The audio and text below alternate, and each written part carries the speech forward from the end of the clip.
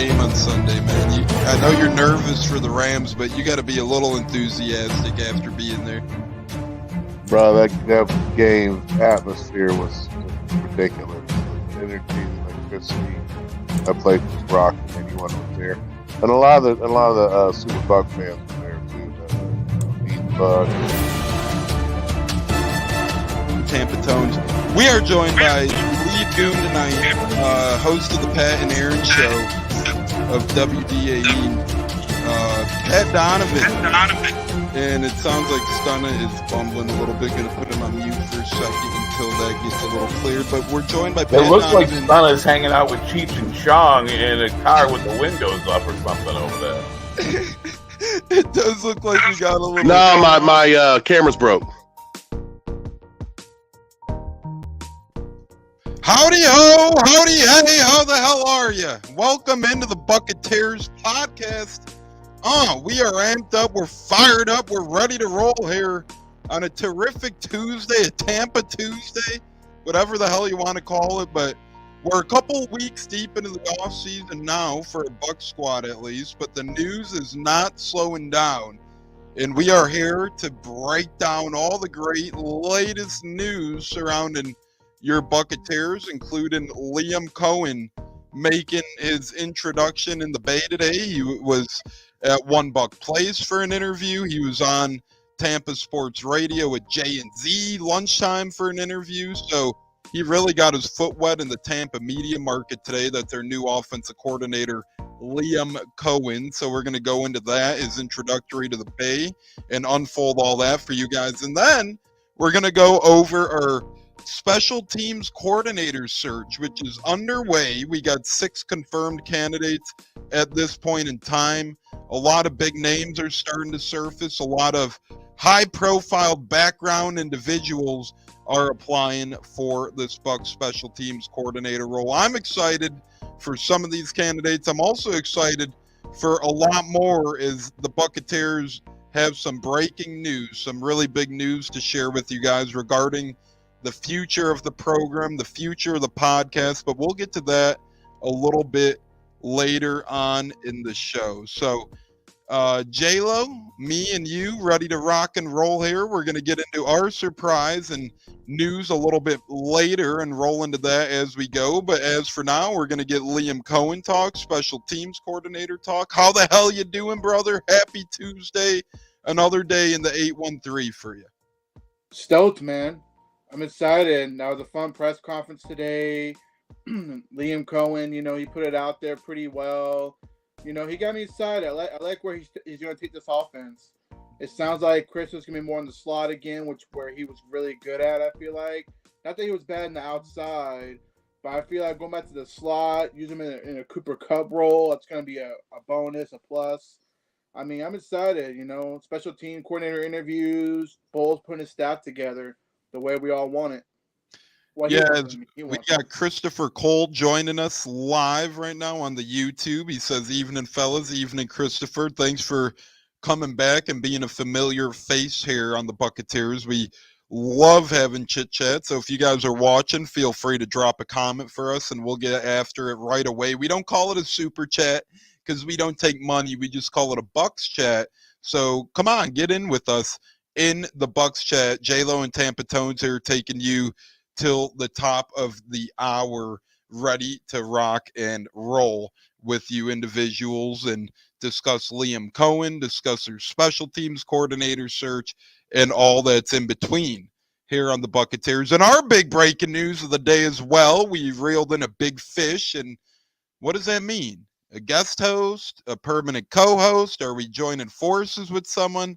We'll explain later on, but J-Lo, I know you're amped for the news. I'm amped for the news, and when we break that news, a lot of people should be happy.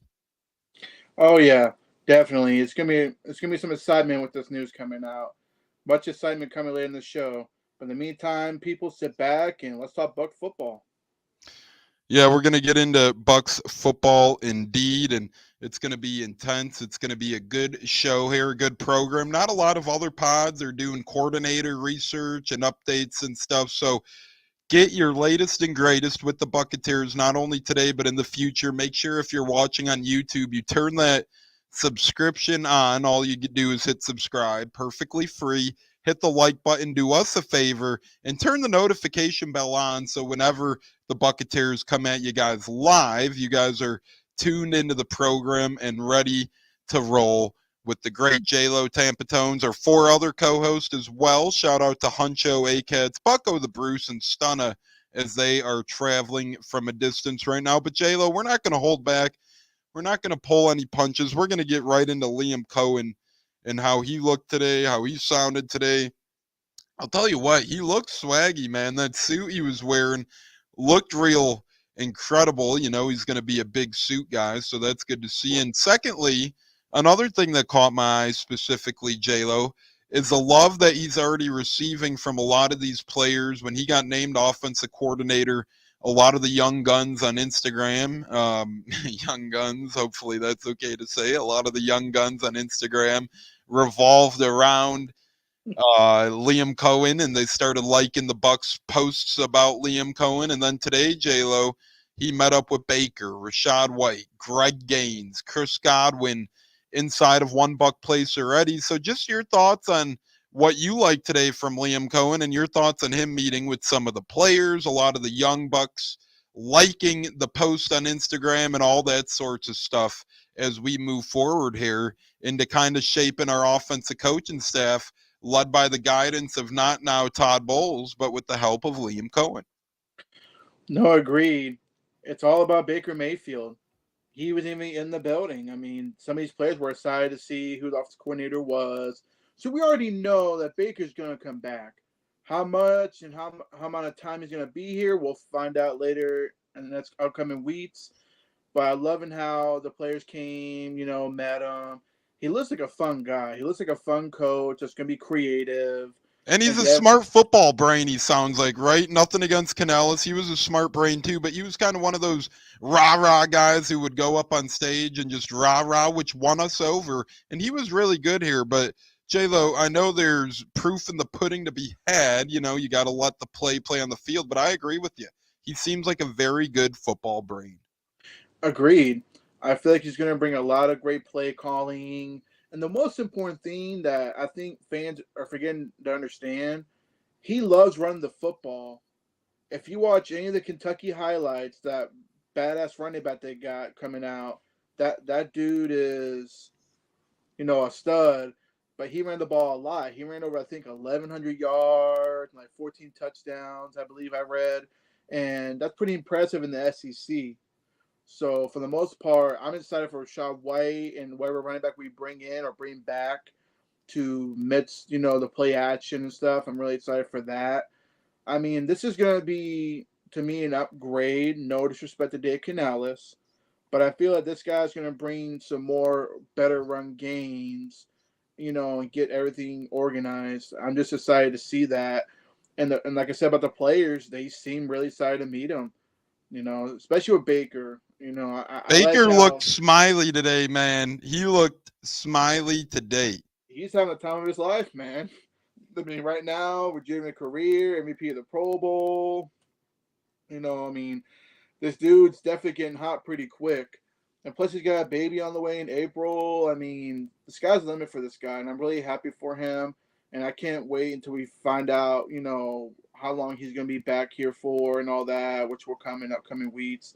But back to Liam Coen. I mean, the guy was a great hire. Shout out to Todd Bowles and the front office staff again for bringing in a great football mind with really good play calling experience. I mean, and heck, under Sean McVay, who Sean McVay gave great comments to, in the past about how he was his right-hand man and all that stuff. I mean, that's really impressive. Like I said, that's just, to me, impressive stuff. No disrespect to Dave Canales. He became a head coach for a reason. So now on to Liam Coen, sorry. Yeah, and he looks like he's going to bring a lot of smash mouth to the gridiron, as we got a comment from Olivia, only here for J-Lo. That's not nice. Come on. They're too young to even ride the show. Come on, get with it, Olive. We appreciate you loving the daughters, but you got to be here for your Bucks viewership and your fandom and knowledge as well. So J-Lo, I guess we got to give the show up to Sophie and Gracie. I think we're getting the boot. I've been slacking on getting Sophia on here to make an appearance. She's kind of camera shy lately, but my younger one has no problem doing that. But unfortunately, I'm solo dolo at the moment, so sorry, Olivia. Next time I'll have to, get back to you Next on that. time we won't be here. Don't worry. We'll just go away, and we won't be back. We won't be back. Don't worry. It won't be Tones and J-Lo anymore. It won't be Tones and J-Lo. No, I'm just kidding. Incredible stuff, J-Lo. Your daughter's got some fans out there. They got more fans than we do. They got more fans than we do. Can you blame them? They're beautiful children and they're great children. So, incredible stuff there from Olivia. We do appreciate it. But J-Lo, when I heard Liam Coen talking today, he sounded like a man who's going to spend a lot of time preparing to get the full abilities out of everybody, including guys like Tristan Wirfs. He called Tristan Wirfs a weapon today. He said weapons aren't only guys on the outside, right? Then he referenced Tristan Wirfs. I think that, we did a little bit better using our big guys as lead blockers in the run scheme last year with Canales on runs to the outside. But J-Lo, if we could somehow start incorporating Tristan Wirfs into that Trent Williams sort of role that the 49ers have, where he's a menace out there, he's making plays, right? Because we saw improvements last year, but it was still more so the running back and a couple lead blockers. But if Wirfs could start making plays, if Liam Coen could identify that Wirfs is this human menace who could create a lot of open pass in the run game himself, not only pass protection, man, this offense could be very, very dangerous. Definitely. Like I said, I think our offense is going to be a little bit better because they're not going to have to study a whole new playbook. They're going to be able to continue to perfect the scheme that they were trying to run.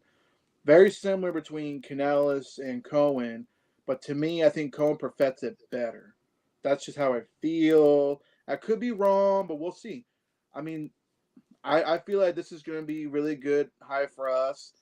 It was good seeing Todd Bowles at the presser introducing him and all that stuff. This team's coming together, and Bowles is getting his staff together what he wants, what he feels best fits. No respect to Bruce Arians. Thank you for the Super Bowl and the staff you put together. But now this is Bowles' time. And fans are still disrespecting Bowles here and there. It's like, keep disrespecting. The man's not going anywhere. The man has done the best he can do, and I feel like he's going to really show most of us Bucs fans how better this team's going to be next season. Okay, I got a feeling we're going to be able to get the core back together. I see that happening. Mike's not going anywhere. So Jet fans, Panther fans, Houston fans, ain't going to happen. Like I said, it's all Keep about going, J-Lo. No, Coen got hired here basically because of Baker, making him comfortable. And Baker made it known in his last press conference, if he comes back, Mike's coming back. End of story. And I noticed something interesting today as well before we get into some Liam Coen tidbits today and some info that he did share, whether it was with Jay and Z on WDAE, who had a great interview with him, Jay Retcher and Zach Blobner, or whether it was him introducing himself to the Bucs vicious media, the 813. No, we love the Bucs media. We love them all. But I thought this was interesting today, J-Lo. A lot of people said there were going to be some sort of ties, at least between Canales and Liam Coen, and Liam Coen kind of confirmed that today. And I found a tie from former Seahawks offensive coordinator Shane Waldron and Liam Coen even before their time with the Rams together, because they overlap with the Rams. But if you go all the way back to the year 2014, when Liam Coen was the pass game coordinator and quarterbacks coach for UMass, Shane Waldron was actually the offensive line coach for UMass as well. So before the Rams ties, they had UMass ties. And then Liam Coen was the assistant wide receivers coach for the Rams starting in 2018. And Shane Waldron was their passing game coordinator at that time. So you know that they started intertwining way back in UMass. They fed off each other with the Rams. Then Waldron took some of those ideas of Liam Coen's, went to the Seahawks as their offensive coordinator. Shirley shared some of those with Dave Canales, who brought some of those here. And it's kind of a full circle story, right? These coaches, Waldron, Shane Waldron, now offensive coordinator with the Bears, probably one of the hottest commodities this offseason for OCs, helped intertwine the playbook of Dave Canales and Liam Coen. And J-Lo, that's a beautiful thing, looking for that built growth, but at the same time sustaining at least a little bit of continuity. No, agreed. And he even stated that that there's gonna be some tweets he's gonna add in there to help them perfect the scheme and all that. He did mention that in the press conference as well. So I mean it's gonna be interesting to see what tweets he adds in there because I feel like he'll definitely be a huge commodity for Rashad White, getting him the ball more, opening up lanes, just get the O line coach in there to get that line solidified. Because I feel like our O line's gonna be a lot better next season, no matter who if we add or we stick to certain players. I mean, it's gonna be interesting. Coen, I feel like, would definitely perfect the run game better to where it takes less pressure off Baker Mayfield and taking less hits because he ain't getting any younger. He's getting to that age where he can only take so many certain hits, and it's all about protecting Baker and then create plays to get the ball to Chris and Mike, and then plus get the ball to K Dot and open up the playbook a little bit more. Couple things that caught my eye today, J-Lo. Firstly, Liam Coen on getting the Bucs OC job. I'm extremely lucky to be here. Honestly, this is a dream opportunity that they've presented myself and my family. You can tell that there's a real desire for this organization to continue to be great. And then a couple of other things along the way, he kept referencing Baker Mayfield as we had him already under contract.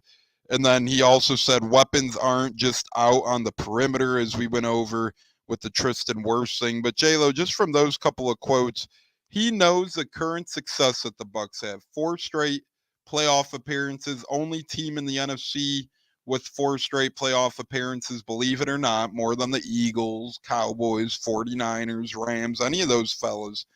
He knows that this team has been great, but we're on our 3rd offensive coordinator in that short span, J-Lo.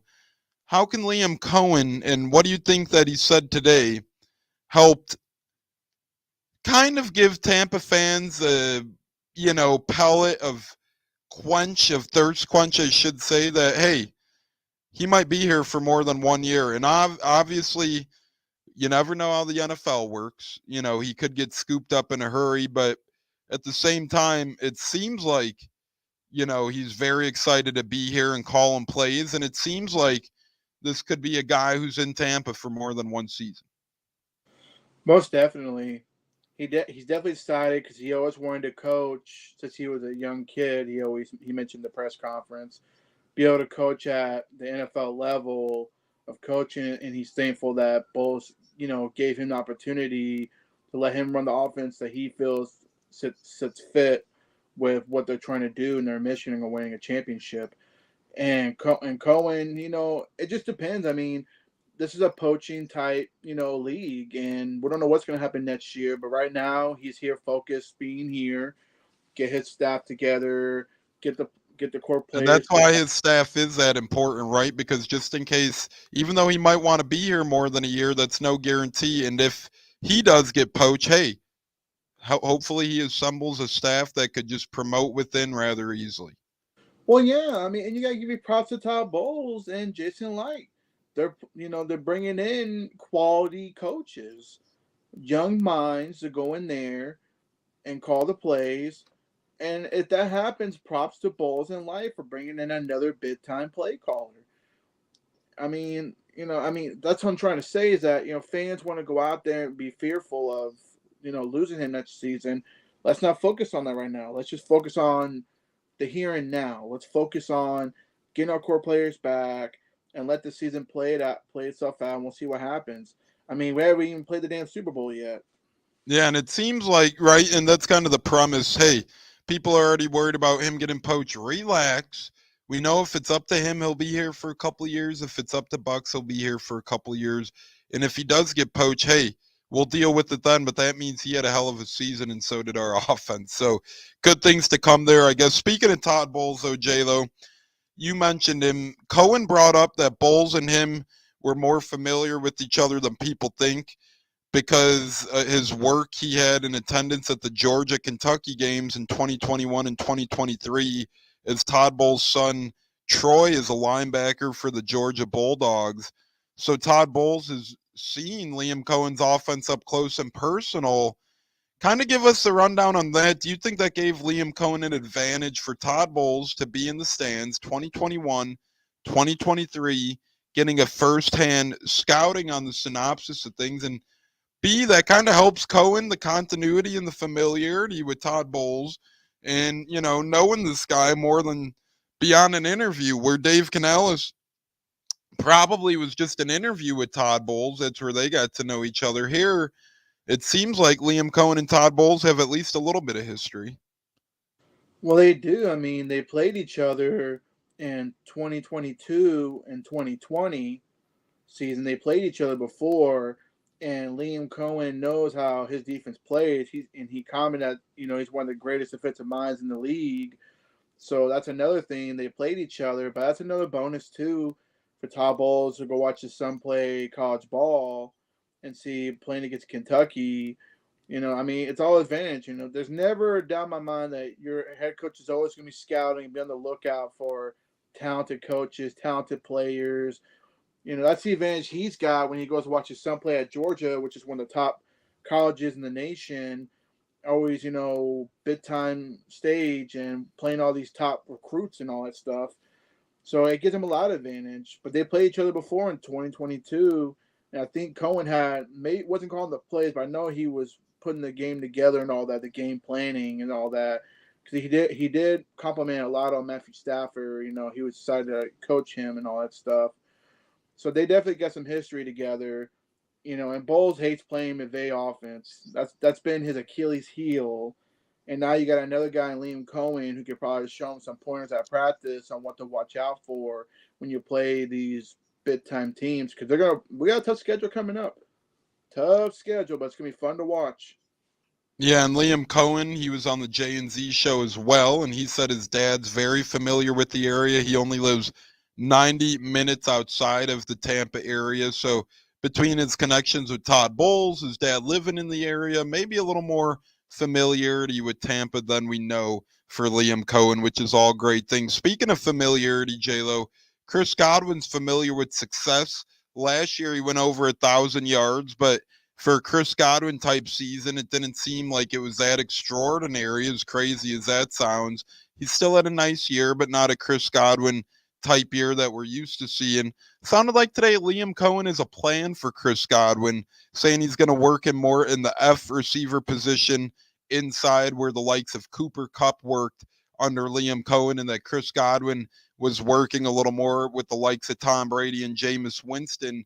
That's great stuff to me, J-Lo, music to my ears. And again, I know what they tried to do with Godwin, tried to make him the true number 2 this year, tried to bounce him outside a little bit more this year, tried to get him to be that physical, aggressive receiver. But again, he still had success. But when we've seen Godwin really be Godwin, when we've seen him really thrive, it's been that F slot. It's been that interior wide receiver role, kind of the Cooper Kupp type, J-Lo. Exactly. Godwin, I think that's where he was at his best, playing the slot inside, more in the middle part to open up the safeties and linebackers to get other receivers open. And I think he's going to thrive in Cohen's offensive system and hopefully, get back from his Achilles injury because not Achilles, I'm sorry, 20 CL injury. That's never easy to come back from. You're not really playing the same like you used to. So that's another thing fans need to realize. Yeah, he's been through 2 seasons now with coming back from it, but now you got an offense with Cohen who's going to utilize him really well. So I'm excited for Chris Godwin. I think he's going to, definitely build a lot of noise up, and plus he's on contract year. He'll be on his last year of his deal. So I see big things out of Chris Godwin this coming season. Yeah, I'm expecting huge things out of Chris Godwin this coming season as well, and I'm expecting big things out of Baker Mayfield if he returns, and he sure seems like a lock to return. We talked about it on our Saturday show, J-Lo. We're going to talk about it a little bit more now as well. As Greg Allman said, asked about his confidence level of Baker Mayfield returning to the Bucs. Liam Coen says, higher than I probably need to be. I want him to be here. It's probably more want than no. He's obviously a reason that I'm here. ... I think he wants to be here. Pretty much tells me that, hey, I can't really say it yet, but we've had a couple talks and we pretty much know that Baker's going to be back. Agreed. He is. I just don't see him going anywhere. I mean, they built this offense around Baker Mayfield now. It's coming to the point where Baker's going to be staying here for the longer haul. And Light and Greeny will get it going to get to where Baker's going to be comfortable and he ain't going nowhere. So as far as I'm here, Atlanta could be, could probably outbid us. I just don't see him leaving. I feel like he's gained momentum with the teammates, having a baby in April. I think he wants to settle here in Tampa, one of the best cities in the world. Yeah, and before we get to the special team coordinators candidates, the special team coordinators talk, then eventually our big announcement. We'll wrap up Liam Coen here briefly, unless we get to him in the final word. Any last thoughts on either of today's interview or press conference and how Liam Coen kind of appeared? And like I said, I was really impressed, and obviously you got to let the chips play and let the chips fall and see where they lay, but I was really impressed, and it seems like he'll be leaning on Rashad's skill set for advantage matchup.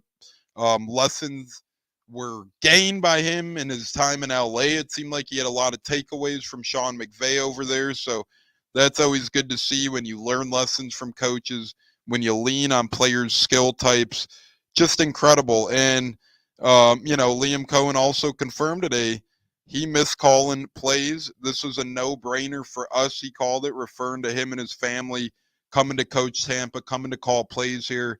And let's be honest, Todd Bowles is going to give him the wholehearted offensive ability to call plays, J-Lo. So, any thoughts on Liam Coen? Any last words? And Scott Smith has a good one here. Liam Coen today said, I was taught in times of crisis, think players, not plays. And that's really good to see, because a lot of the times last season when we were struggling, I feel like we were trying to force some balls into places, some plays to Trey Palmer, to Devin Tompkins, when in reality we should have been leaning on guys like Evans, Godwin, and the likes of that. So really just refreshing stuff to me all over the board today on Liam Coen, J-Lo. No, agreed. When you have two players and you're paying them top dollar, you need to get them the ball. Create whatever play calling you got to get these guys in there. That's why you pay big money, because they're your playmakers. Just like, when you have Cade Otton and Rashad White who are getting paid rookie deals, but when you're paying top dollar to two top receivers that's supposed to be both number ones, you got to use them. And I feel like Cohen's going to use that on the players and use the best of their ability to get open and get the ball. Palmer, he's up and coming. I feel like he's going to be a good contributor next season. But when you're paying two top receivers, which I think Cohen understands, you got to get your playmakers the ball, create playmaking plays. I mean, look what the Rams did this past season. They got the ball to Cooper Kupp and Puka Nacua, who came out of nowhere. Like, holy crap, that dude's a baller. And that's the way I look at it when it comes to the Sean McVay tree and offensive play calling. And that's what I like about Liam Coen, that he's going to get Chris Godwin more involved and get him the ball. Yeah, and that's definitely a plus side. And another plus side, J-Lo, is it surely seems like Liam Coen is committed to marriage for the run and pass game, and that's what Evan Klosky said. It reaffirms marriage between run and pass concepts, which is going to be key. And then that means pre-snap motion, things of that nature that Byron Leftwich didn't believe in. We've seen a little bit better job of it last year from Canales. Maybe a little too much at times, maybe a little too little at times. But nonetheless, I think Liam Coen calling plays at UMass, calling plays at Kentucky, and calling a handful of games for the Rams I think he truly realizes how important the run and pass game are together, and realizes how important concepts are between the run and pass game, because you could have two virtual formations look exactly the same, but one's a run play, one's a pass play. But those are the type of things that leaves the defense a little unbalanced, J-Lo, and that makes me feel real good about this hire. Obviously, we'll see how it pans out, but right now, I don't have a bad thing to say. Well, and plus, one more thing is that at Kentucky on 3rd and 1 or 3rd and short, he converted almost most of the time, and that's where we struggled last season. On 3rd and short, we couldn't get the damn first down. We had to pump the damn ball and kill the momentum of the offense. So that's another thing fancy to look at is that on 3rd and short, he was pretty clutch for Kentucky. I think he was pretty much on the money on 31, 32 conversions on running the ball. So that's another thing you got to look at, that, when you're able to run the ball and pound it and take less pressure off Baker, and you create more confusion with the defense on, holy crap, they can actually run the ball on us. What we're going to do in the next play. That's how you get in these defensive minds' heads, some of these coaches like Todd Bowles, and you just pick them apart on the passing.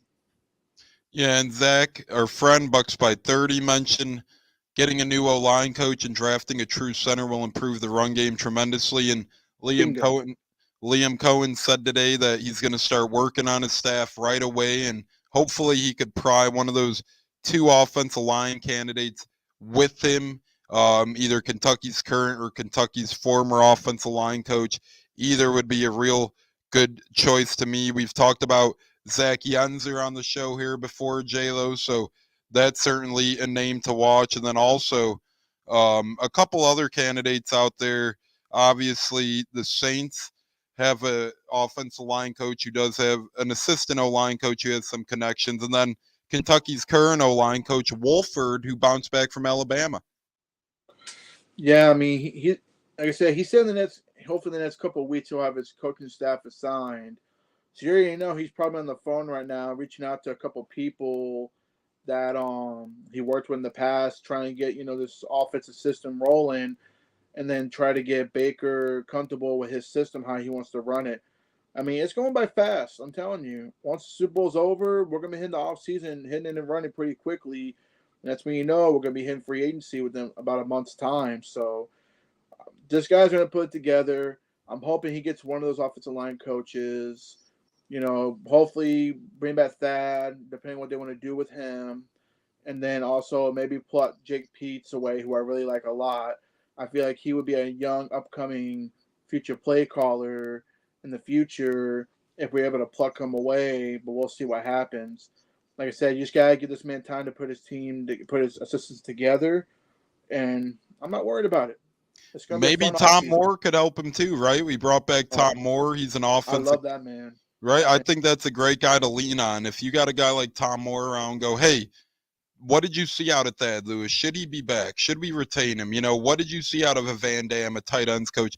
Things like that you could get so much from Tom Moore on. And really, Tom Moore is a great guy to have on the staff, and really a beautiful thing to see there, J-Lo, with Liam Coen. And I bet you it's going to be 1 to 2 weeks, and we'll find out the full staff. We might hear a leak here, a leak there, as we got Ed Rabasa and Kenneth Rubright joining us on Facebook. We do appreciate it so much, but you might hear a name here, J-Lo, a name there, a guy like Zach Yenzer getting named a line coach. I really like Yenzer, as he spent some time at San Fran as well. But another interesting point Zach brings up is getting a new O-line coach and true center. Yes, true center. So I think Hainsey has a really good shot at moving to left guard, and then you draft a center, and we've heard guys like JPJ or Frazier brought up. But regardless, I think Hainsey retains one of the two spots. We draft another interior O-lineman, but that should help the run game a lot too. Let's not forget Stinney and Filer didn't really have a great year at left guard, and then Hainsey obviously is a makeshift center. So that's all interesting stuff there, J-Lo. Now we're going to get on to our special teams coordinators and see who's up and coming on our special teams coordinator list here. And the first one we got up I want to talk about is Titans former special teams coordinator Craig Aukerman only 47 years young. He has a very extensive coaching career. Coach at Findlay, coach at Miami of Ohio as a grad assistant, went to Western Kentucky as a special teams coordinator and linebackers coach in 03 and 04. Then from 05 to 08, went to Miami of Ohio, spent some time there, bounced around Kent State. Then he made his way into the NFL, Denver Broncos, Jacksonville Jaguars, and then he got his real big shot with the Chargers in 2016 as a special teams coordinator. Went to the Titans a year later, became their special teams coordinator in 2018. And he really had a terrible year last season, got fired mid-year. I'm okay on Ackerman, J-Lo, but thoughts on our first candidate we're talking about, Craig Ackerman, former Titans special teams coordinator. As Neil L says what it do, and Neil, you already know for the people. Let them know how to subscribe and all that stuff. But J-Lo, go ahead on Ackerman. I mean, to me, it's just a name of an experienced coordinator who it wouldn't bother me if we brought him in. I just want a guy who's going to have gunners, like going down, because I think that's what people are failing to realize. Yeah, you can talk about punt return, kick returns for touchdowns and stuff like that, but also our punt coverage was not as great. It's been a huge struggle. So hopefully, I don't know his resume too much after you brought it up to me, but to me, it's just part of the interview process. As you go on with the other names, I'll tell you which one I like the most for sure. But that guy, just experienced coordinator. If he don't get a job here, he'll get a job somewhere else. Somebody will pick him up.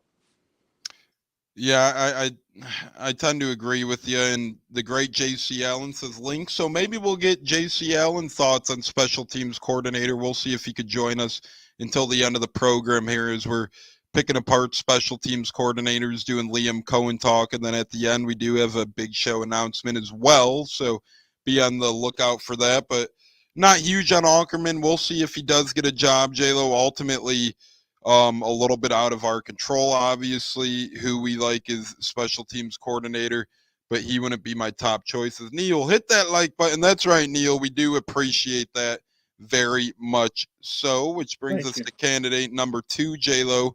Keith Tandy, former Bucs player, obviously, former Falcon as well. 6th-round pick out of West Virginia for the Bucs in 2012. Played defensive back and played a lot of special teams as a coach. He won the Super Bowl with us, and at that time, he was an assistant special teams coach. He's been an assistant special teams coach since 2020. He's only 34 years young. I think Tandy would be a nice in-house candidate, but giving me Tad Lewis vibes right now in the sense of, hey, if we didn't promote him already, maybe he's not looking like the guy necessarily. But your thoughts on Keith Tandy? J-Lo, your audio went out, brother. I don't think he could hear us right now. JC, are you with us? So while we try and figure out J-Lo, how the hell you doing if you can? What's up? What's up? How we doing, brother? I'm doing great. Just accepted the OC job for the Bucs, so feeling nice. How are you? Hey, a lot of people, word on the street is, JC, you look a little bit like the man they brought into town. What are your thoughts being around the OC today, Liam Coen? I know you saw him in the building first and foremost. Just the vibe he gave off today. It seemed like it was a fun guy to be around, a fun press conference to be had, and really seems like a guy who's football smart, scratching and clawing his way for another chance to call some plays in the NFL. And here he is with that opportunity and maybe a very familiar foe with Baker. JC, just give us your overall thoughts on the hire and, what you think of Liam Coen as a new offensive coordinator. Yeah, I really like it. I think he's going to bring a lot of continuity first. It's going to be easy for this team as they transition to a new offensive coordinator. I think it gives them a leg up in the Baker Mayfield, getting him back under contract and in the building with some potentially interesting situations out there for other teams if they were to look to bring him in. But I think it kind of gives you a leg up there. And he's got an energy about him. It's not necessarily Dave Canales energy, who is, very hyped up, but it's a competitive energy, and you can kind of feel it emanating off of him. And After the press conference, in the media room, we got to go in and have about 15, 20 minutes with him, just the media off camera, and kind of talk and get his, pick his brain and get to know him a little bit more. And, this is a guy who all he knows is football, from the time he was a kid, his grandfather, his father, both coaches in the league, in high school and college ranks. And, I think, there's probably going to be some growing pains for sure, but not as noticeable as last year when Dave was calling plays for the first time. I watched his coach's insider. I sent it to a bunch of the guys around here. Was on Nike, and he kind of goes through his play sheet and some of the things he said earlier about it's players not plays, and getting to the ball to his playmakers, which I know will make a lot of Bucs fans happy. In that one-on-one that we had, he talked about moving Godwin back into the slot position where he's had his most success. Obviously, an overwhelming positive response from Bucs Nation out there. I think, I think he's going to be a good fit for this team. Now, how long that lasts, with the defensive coach, who knows? But for this team, having some guys in the building who already, Greg Gaines is still sticking around too. That was interesting to me. He's a free agent, and he knows him from his time in LA. And having Baker, who's most likely to be having that kind of transition where, what do you know about this guy? What kind of guy is he? It's going to make it easy for some of the players to transition. So I'm looking forward to it. Obviously, it doesn't matter what he says in a press conference. It's all out in the field. He's got a pretty decent track record. You look at what he did in 2021, 2022, the Rams was a wash. They lost half their offensive line, Stafford, Cup. I mean, they were just, and he wasn't really calling plays. He called plays for 2 of those games that season. I think one of them was against New Orleans. So, I think, I think he's going to be a good fit for the culture that Bowles is establishing. I think he's going to be a good fit from a continuity standpoint. And I think it'll be a good fit for the players knowing how to accentuate their skill, their talent, and put it in the right spot with also, not trying to figure out what his rhythm, what his mojo is as a play caller. So I'm excited for it.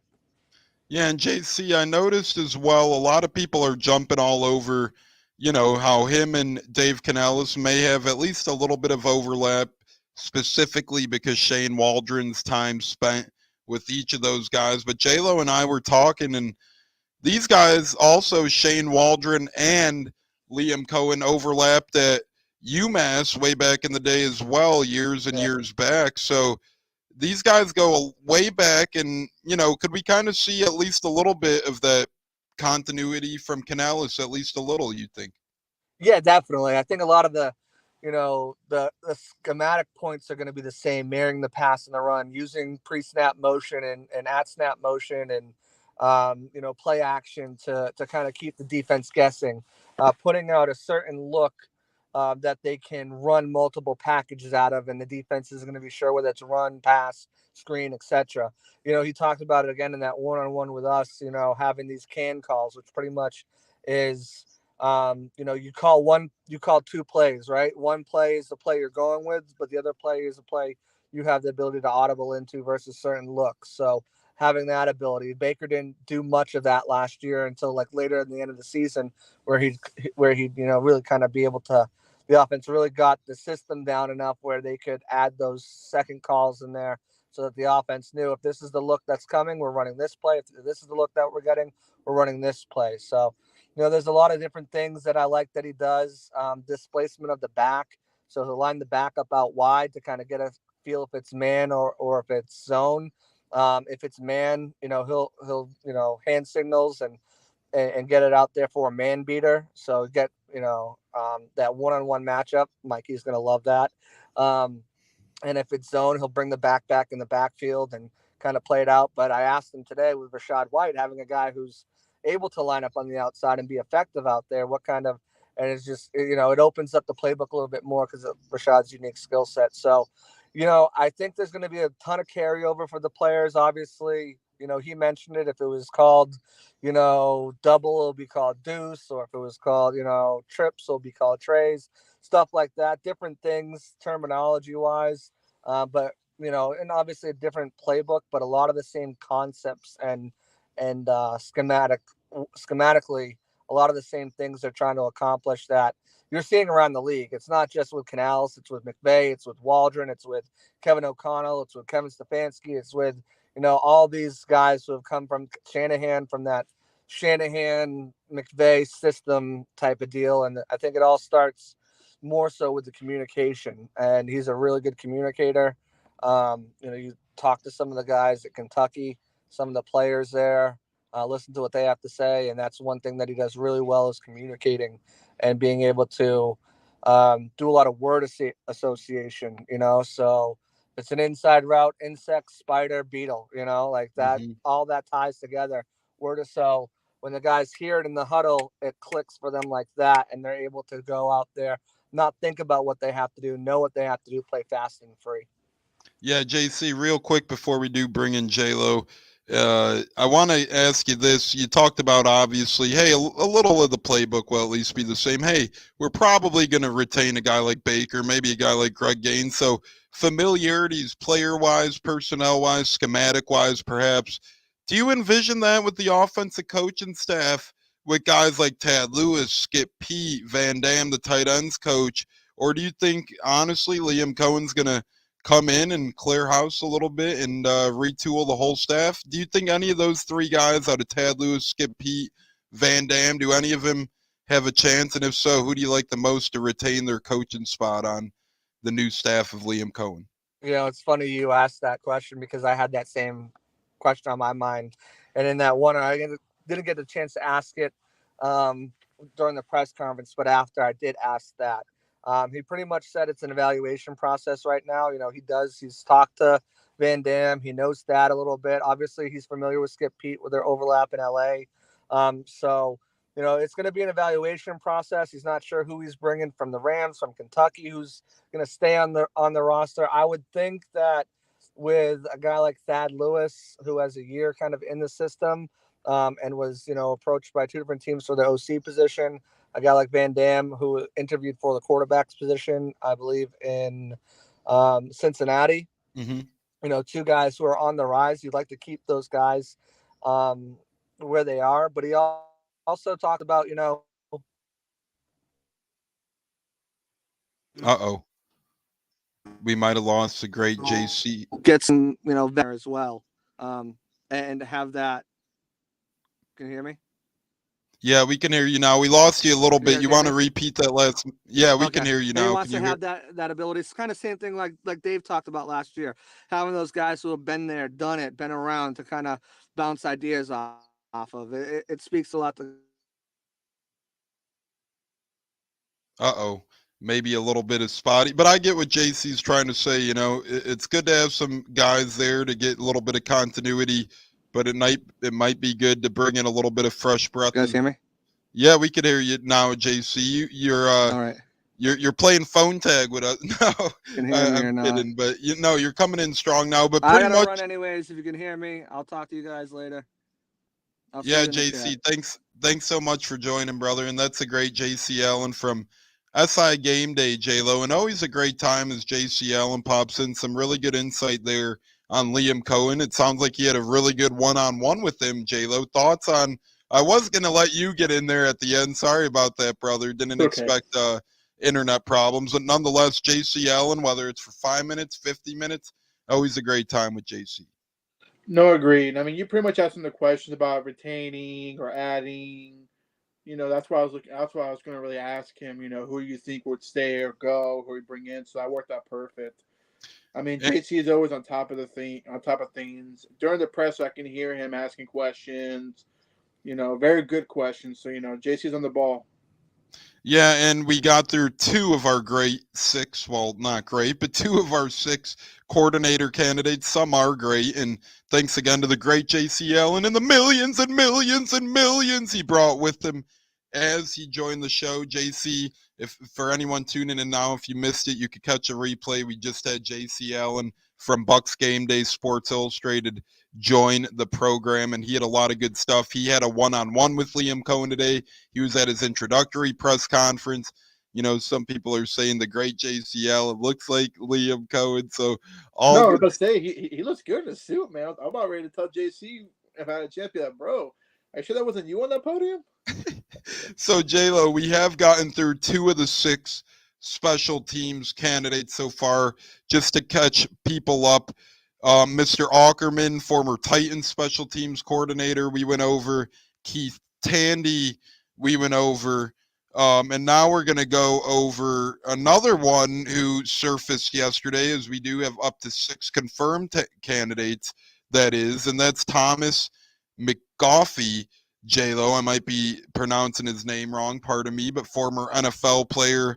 He has an extensive background. He was undrafted in 1996. As a player, he played with the Bengals, the Eagles, and then the Barcelona Dragons. And then as a coach, he was a college Houston graduate assistant in 98. He was with the Chiefs in 01 with the Bill Welsh Minority Fellowship. He was with the Chiefs in 02 as an assistant special teams coordinator. Houston in 03 as special teams coordinator. Houston in 04 as special teams coordinator and cornerbacks coach, and went to the Broncos, then to the Giants, and to LSU, then to the Jets. This is interesting to me. He was the Jets special teams coordinator in 2014, Thomas McGoffey. And then Todd Bowles came in 2015. He didn't retain him onto his staff, right? McGoffey left, ended up becoming the special teams coordinator for the 49ers, then went to the Panthers for their special teams coordinator, then went to the Giants. Everywhere.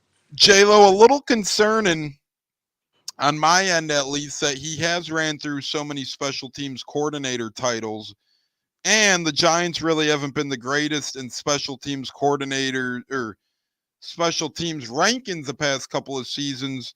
I like the aspect that he was a player and he won the NFL Europe World Bowl as a player, actually, and he has a lot of experience. But the 2 red flags, as Lucky Lucy's joining. Hello once again, Lucky Lucy. Thanks for tuning in to the program tonight. But J-Lo, 2 little thoughts of concern. A, he's now been the special teams coordinator for the Giants, the Panthers, the 49ers, the Jets, Houston, LSU. It's like a laundry list. If he was that great, it's not like he's moving up the chain. He's staying stagnant, which it's good he's getting opportunities, but a little concerning. And then B, when Todd Bowles took over the Jets job, out of the 3 coordinators, you're able to keep those guys sometimes, right? Like Washington Commandos, football club, whatever you want to say. They could have kept Eric Bieniemy. What did they do? Nope, they ousted him.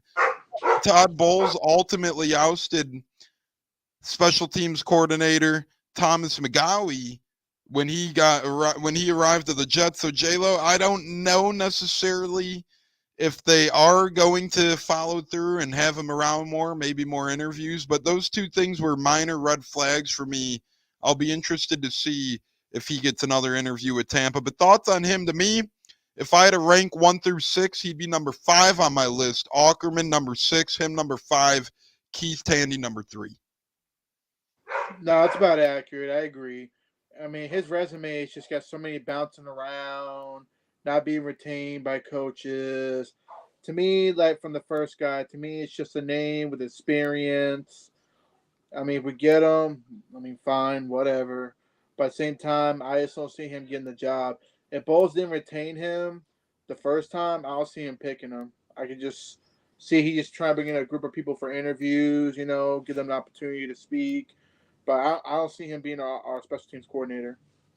And again, another thing with a lot of these guys are younger football minds. McGowan's probably the oldest one, but you got Keith Tandy, 34, Ackerman, mid-40s, Phil Giuliano, who we're going to talk about now, 46. So a lot of these guys are young football minds. I'm actually a little intrigued by Giuliano, and he has some familiarities with the Bucs. He was on the Bucs staff when Greg Schiano was coaching here, J-Lo. So that's very interesting. And then he's been on the Saints staff since 2019 now. So, he's familiar with the in-house rivalry right there, and maybe that's why we interviewed him as well, right? Get some information and some tidbits on the Saints special teams. I believe you or Stunna always bring that up. Hey, when these guys interview, sometimes they might just be poaching information from these teams. But to go over his background quick, and I'd put Phil Galliano at candidate number 4, but I think he's a strong 4th candidate. I think he's a pretty intriguing one.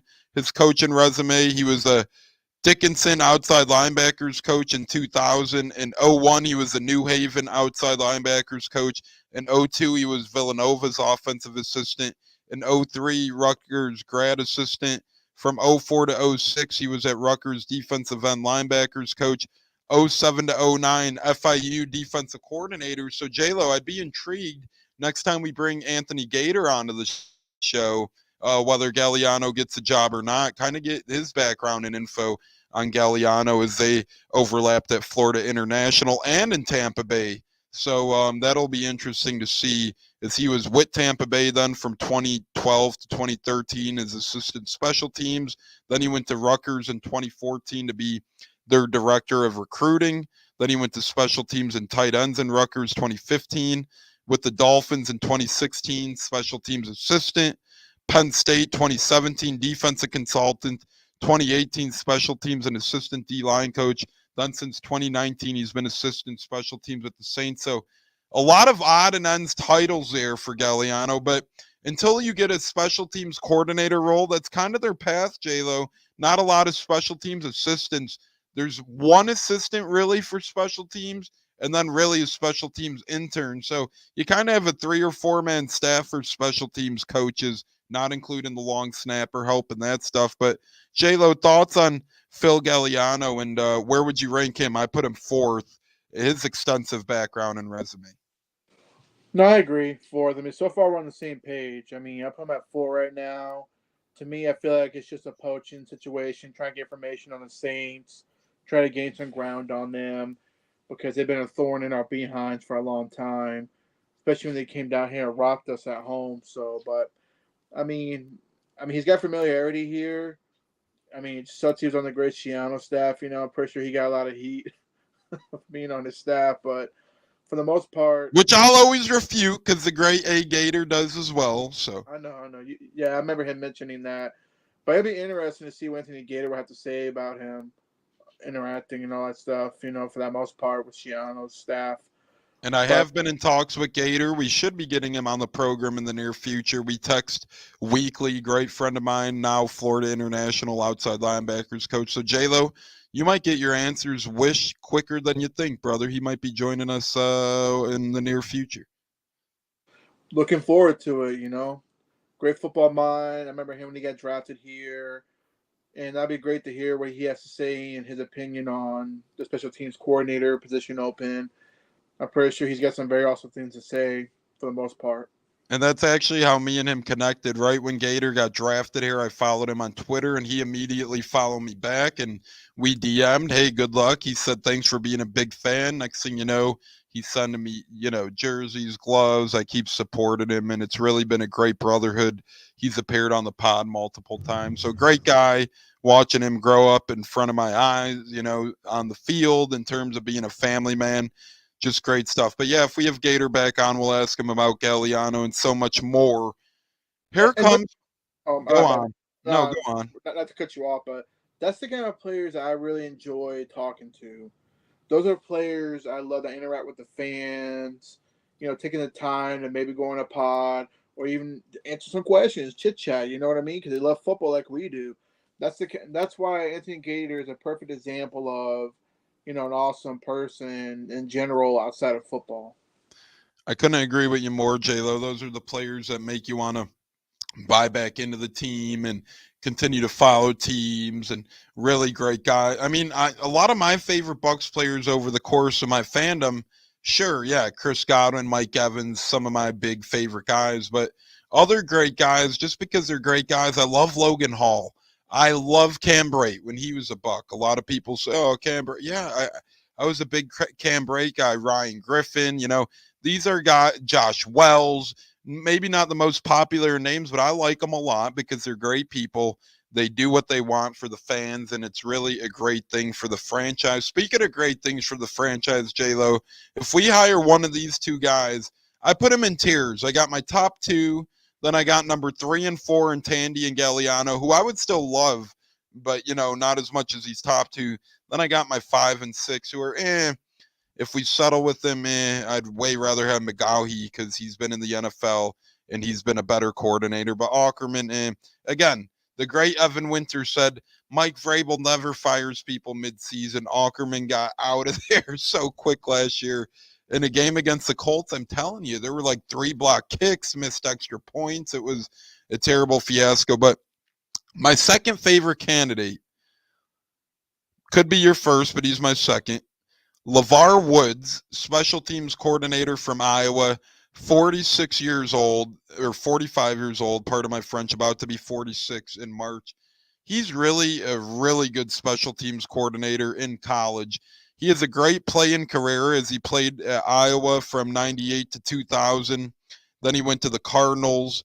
Then he went to the Bears. Then he went to the Lions. Then he went to the Titans. He was a linebacker. And then as a coach, he's been with Iowa as a coach since 2008, J-Lo.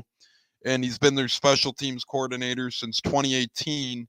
And if people know Iowa football, they know 2 things keep them in games: defense, but more importantly, special teams. They always have good punting. They always have good return teams. And they always really do a good job at trick plays, fake field goals. They call it pole cast, stumbles at goal lines, things of that nature. So I'm very intrigued by LeVar Woods, and that's why I'd put him at 2 out of number 6 for our confirmed candidates to this day, J-Lo. Well, let's not forget about Iowa.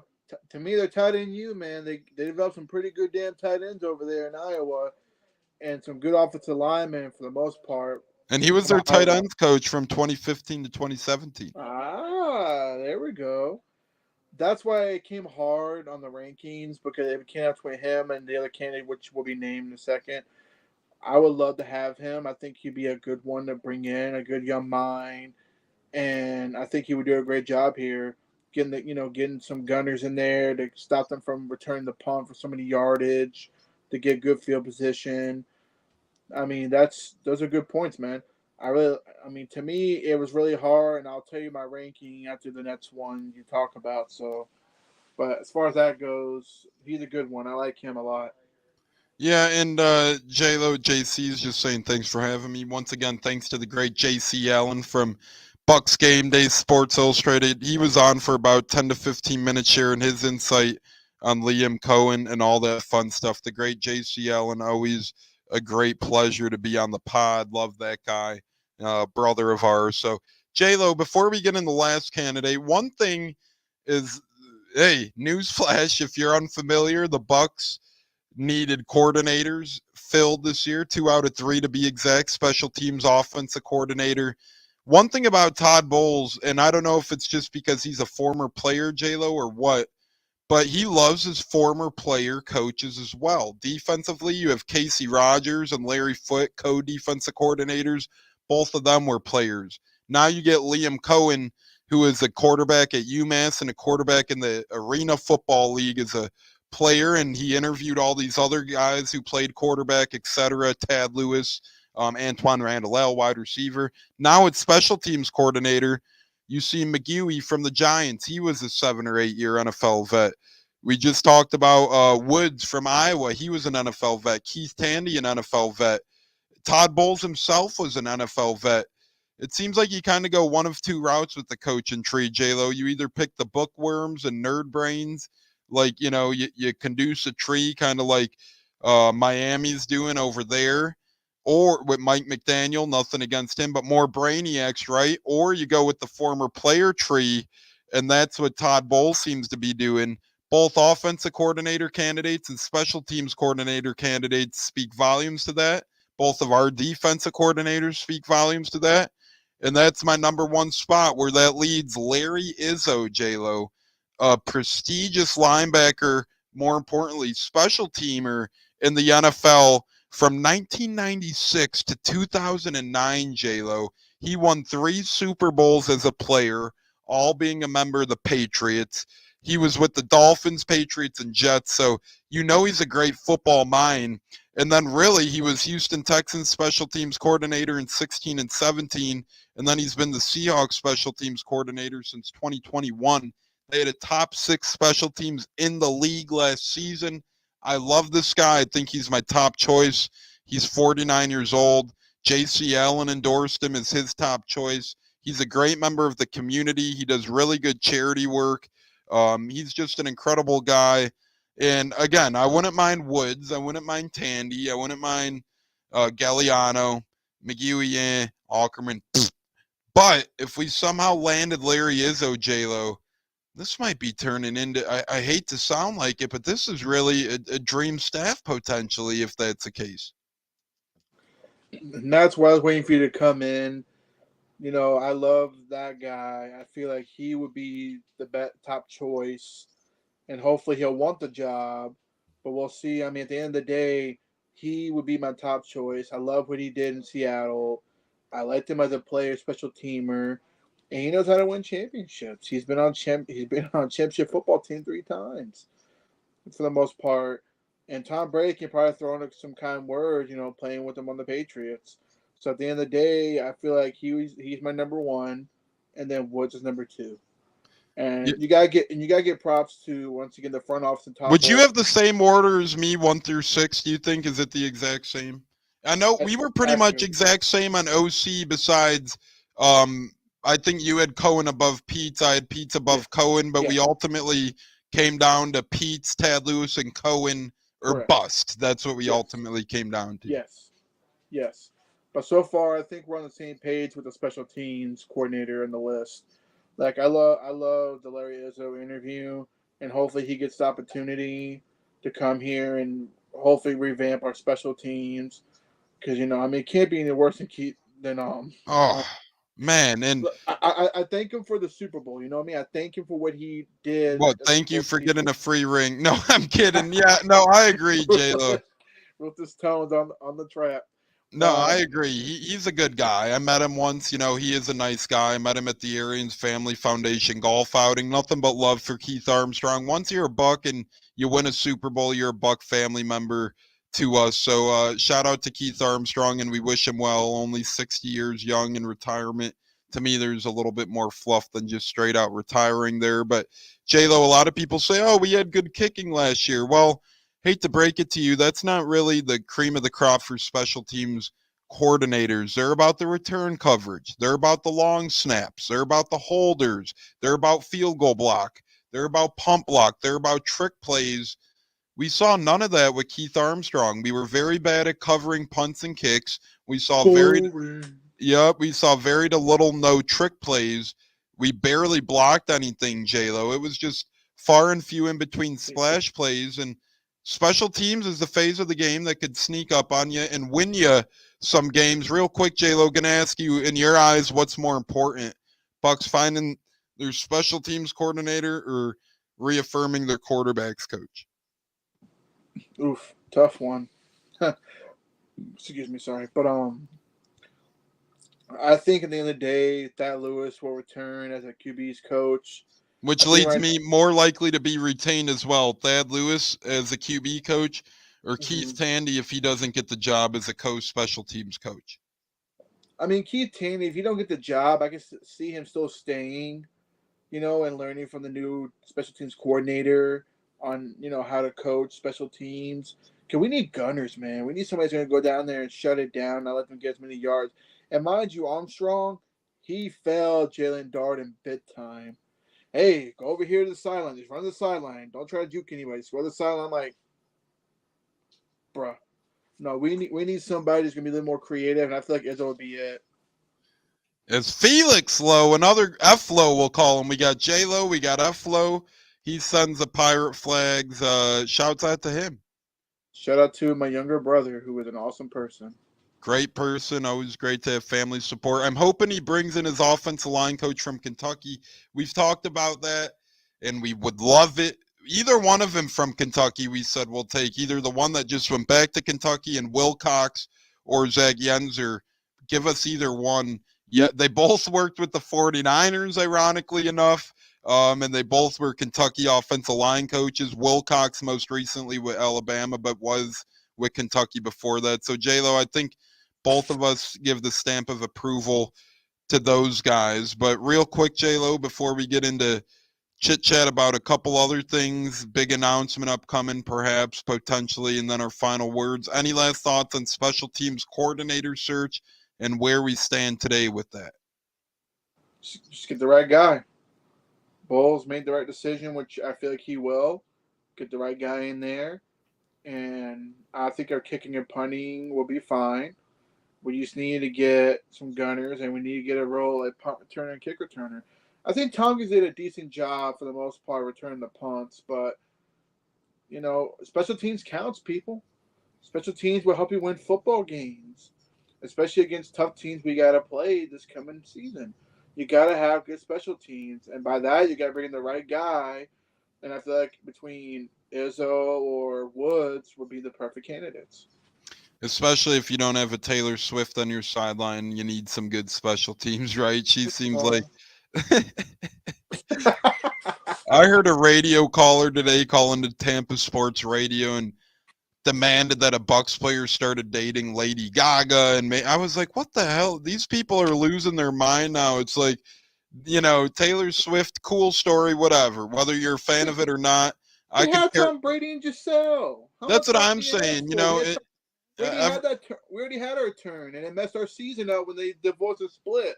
Yeah, it got him divorced. So, maybe Taylor and Travis, maybe she'll have a new song next year saying, Chiefs broke my heart. I couldn't last longer. But, we'll see how that goes. No, I got one better for you, Tones. Imagine Taylor Swift freaking pulling Travis Kelce into retirement. Let's spend some time together, baby. Come on the road with me. Retire. And really piss off those Chiefs fans. They'll get pissed. They'll be like, really? And that, we could have saw opposite with Gronk. Gronk's girl was kind of pushing him back in. Hey, you should keep playing. You should keep playing. Gronk ultimately folded like a cheap suit. But we could talk about that and Taylor Swift and, whether it's obviously good for viewership, but a little annoying on the television screens. I think we could all agree there. But nonetheless, I don't think the Bucs need a Lady Gaga. Hey, we'll tell Vita Vea to make a call. No, he's a happily married man. So, a lot of these Bucs have nice ladies regardless. But J-Lo, we're going to dip into our big announcement here as you guys are with J-Lo and Tampa Tones riding into the Buccateers as we go over our special teams coordinator search. We've talked about Liam Coen. We had the great J.C. Allen from Bucs Game Day Sports Illustrated join the show, and he sat down one-on-one with Liam Coen today and gave us some good intel in there until his, radio hit dead radio silence. J.C. had to go. Great guy. Always a great time with J.C. Nonetheless, big announcement, huge announcement. We are expanding from 6 Buccateers to 7 Buccateers. Lucky 7. Lucky number 7. And the 7th one's an incredible guy. He has an incredible Bucs podcast, a very notorious Bucs podcast. Been doing it for over a decade now. Very popular in the YouTube community. One of the first Bucs podcasts to start taking live callers. He's been on the show before. I've been on his show before. We'll announce it next episode who the big fish is going to be on the Buccateers. I got to leave you guys hanging. It's official, though. We do have a new co-host. You guys are very familiar with him. He's had a very successful Bucs podcast. That's all the hints I'll give you. And we're very excited to bring him aboard as a full-time Buccateer. I know J-Lo's amped as well. But J-Lo, we got to let the man introduce himself on next week's show. Or not next week's, maybe a later show this week. Whenever our next show might be, the man, the myth, the legend himself will be here. We reeled in a big fish. It feels great to have him a part of the team, and I love expanding. Agreed. Happy and excited to have him on, and hopefully we don't make our fans wait too much longer. Hopefully maybe next episode, say next week. But no, it's a great addition to our wonderful Buccateer family. Lucky Seven coming in, real knowledgeable guy from my time watching his pod and all that stuff, and can't wait to introduce him when that time comes. And let's just say our pod keeps going up and up. We do appreciate it. We've had great views, really incredible views the past month or so. 6 out of our last 7 episodes on YouTube alone have hit triple digits. Our Lee and Coen pod on YouTube alone almost hit the 500 viewer mark.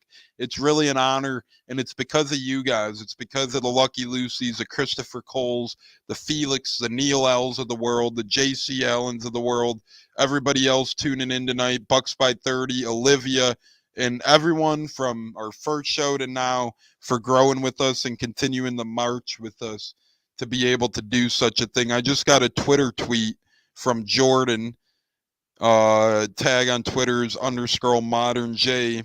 They replied to one of my tweets and said, a little off topic, but I hope fans haven't forgotten the many clutch plays Keith Tandy made back in the day. That's great and all, J-Lo, but I don't think a couple clutch plays from back in the day is going to, nail down a coordinator gig for somebody in modern day football. As nice as that would be, but hey, that's like me going, applying somewhere and being like, hey, I made a lot of good moves for this company in 2008, might as well just rekindle. But quick thoughts on that before our final word, J-Lo. Yeah, I mean, I'm more of a former players played in the league, and understands the business and how it goes. That's why I'm kind of hoping for a guy like Izzo. I feel like he would be a great fit. And then you got guys like Coen, who's experienced, has some experience playing quarterback at UMass and all that. So either way, I mean, whether it's Izzo or if it's Woods, I'll be happy with either one. Yeah, and real quick here, J-Lo, before we do bounce out of here, any final word for the program? It's been a real fun one regarding Liam Coen, regarding the special teams coordinator search, regarding our big fish Buccateer, our newest member. We're going from a 6-pack to a wolf pack, as you said, J-Lo. Oh! Any final word on any of that stuff? Next show is going to be really exciting. I'm thinking it's going to come Thursday or Friday. Not sure which of the two yet. If we do name a special teams coordinator, though, we'll do a break and pod that day or morning after, so be on the lookout for that. But latest we'll come with you guys is Friday, Super Bowl show. Hopefully we find a special teams coordinator by then, dive deep into that and so much more, and introduce our newest co-host of the Buccateers. Again, it's a big one. It's a huge one. They got 3.5 thousand followers on Twitter. They've had a Bucks podcast for over a decade, taking live calls and all. J-Lo, any final word for the program?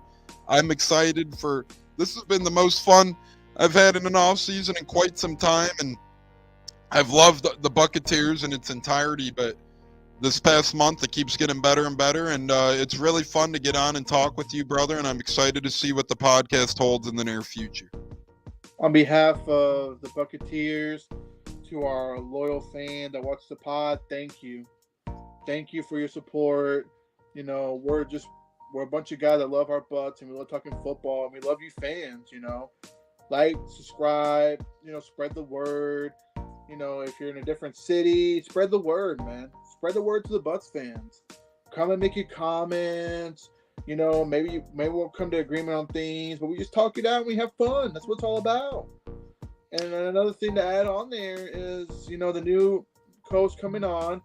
Can't wait to have you on, and y'all gonna be really surprised who it is, and he's a great addition. We're just growing. We're getting bigger every day. At the end of the day, just keep supporting. For the people that watch and comment, thank you. As we do have a little bit of late breaking news here, it's on the Chargers' behalf. They have hired Michigan's defensive coordinator, Jesse Minter, to be their defensive coordinator, J-Lo, and Harbaugh is bringing a D-line coach with them as well. So, interesting stuff there. Harbaugh is bringing Michigan 2.0 over to Los Angeles. And I'm happy for Justin Herbert. He's going to have a really good coach working with him and getting him raising his full potential. I think he's a great quarterback. No disrespect to Kellen Moore, but Jim Harbaugh's the real deal, and he's going to, bring the best out of Justin Herbert. So good for them. And thank God they're on the AFC And we're going to go to LA and play them later on that season, which will be fun to watch. Yeah, it's going to be really fun to watch, J-Lo. And my final word will be keep up with the Buccateers. As our boy Neil says, hit that like button, hit that subscribe button, turn the notification bell on. We got so much great giveaways. We have a lot more memorabilia to give out. We're going to create some more Buccateers shirts. Maybe, some schedule release t-shirts this year I'm feeling. That might become a thing, so that'll be cool. We made draft ones a couple years back. We made holiday ones this year. I'm thinking next season or the 2024 season, we base them around schedule release and have some fun with that. And we do have a couple of live shows that we have yearly that we always just want to put in the forefront. Day 3 of the NFL draft, we will be live with you guys doing our day 3 draft-a-thon. We always come at you guys for a couple of hours there. Then the night of schedule release, we'll be acting wild there as well. And then obviously we're going to be with you guys here, there, and everywhere in between as well. Keep up with us on Apple, Spotify, Google, YouTube, all that good stuff. J-Lo, final thought, final word for the program, brother. I mean, maybe on day 3 of the draft, your boy goes up to your neck of the woods and come talk some draft football. Yeah, maybe we'll do a live audience show that day. Now we're talking. I'm telling you, we're just putting it all together in the offseason, folks. Be ready. I'm telling you, it's going to be a fun offseason. Like I said, just keep tuning in, everybody.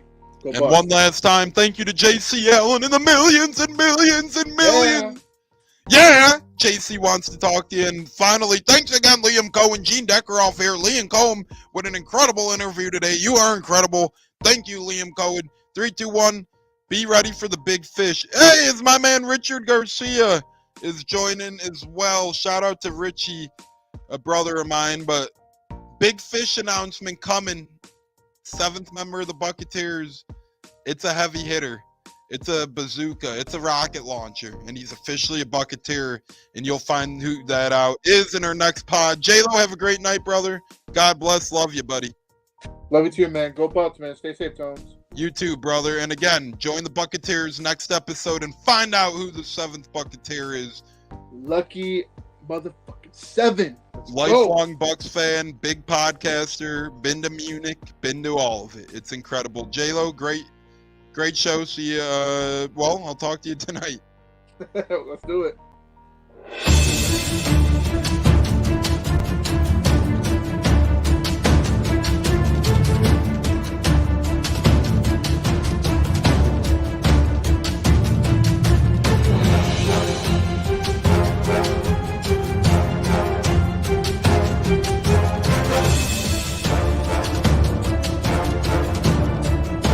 Game on Sunday, man. I know you're nervous for the Rams, but you got to be a little enthusiastic after being there. Bro, that game atmosphere was ridiculous. The energy, the electricity. I played with Brock and anyone was there, and a lot of the Super Buck fans were there too. Tampa Tones.